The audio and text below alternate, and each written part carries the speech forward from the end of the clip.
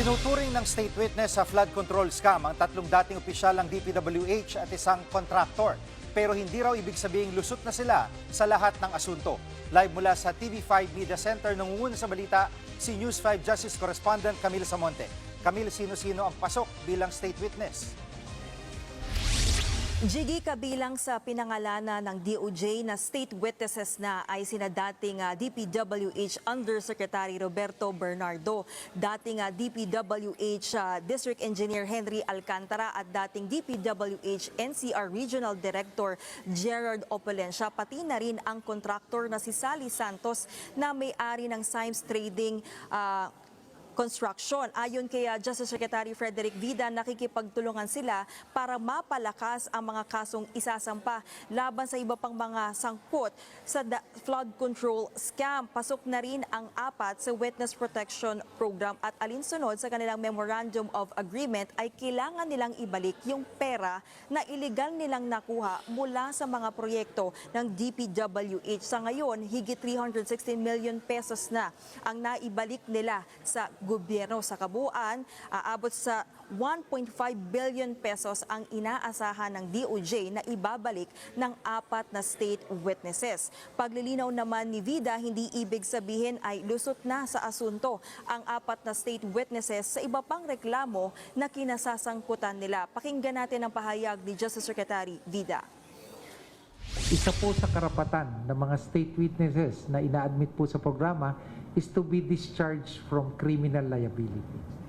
So yun po yun. Doon po sa particular na kaso na tinutulungan namin sila, ha? Opo. Yung tinutulungan nila kami. Pero kung halimbawa, may isa kang kaso na ibang usapin, di ba? Ibang usapin na tulad po ito, yung mga nag-a-apply po ng state witness dun sa mga ghost project, no? Medyo hindi po namin matimbang yon ng kasukulang bigat. Bakit? Kasi sa ghost project, bayad yung contractor, di ba? Bayad yung contractor, di ba? Pag tiningnan yung project, wala yung project. So saan mo pa kakailanganin yung state witness doon? Di ba? So kakasuhan mo na sila.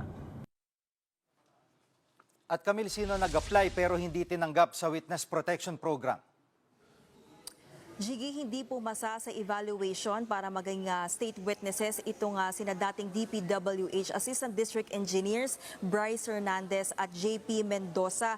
Batay doon sa kanilang mga isinuminting ebidensya at dokumento, hindi raw ito sapat para sila ay hindi sampahan ng reklamo. Sa ngayon, nasa 24 na reklamo kaugnay ng flood control scam ang nakabinbin sa DOJ. 3 rito ay reklamong plunder na iniimbestigahan kung saan sangkot dito sina dating Congressman Zaldico, dating Senador Bong Revilla at Senador Jinggoy Estrada.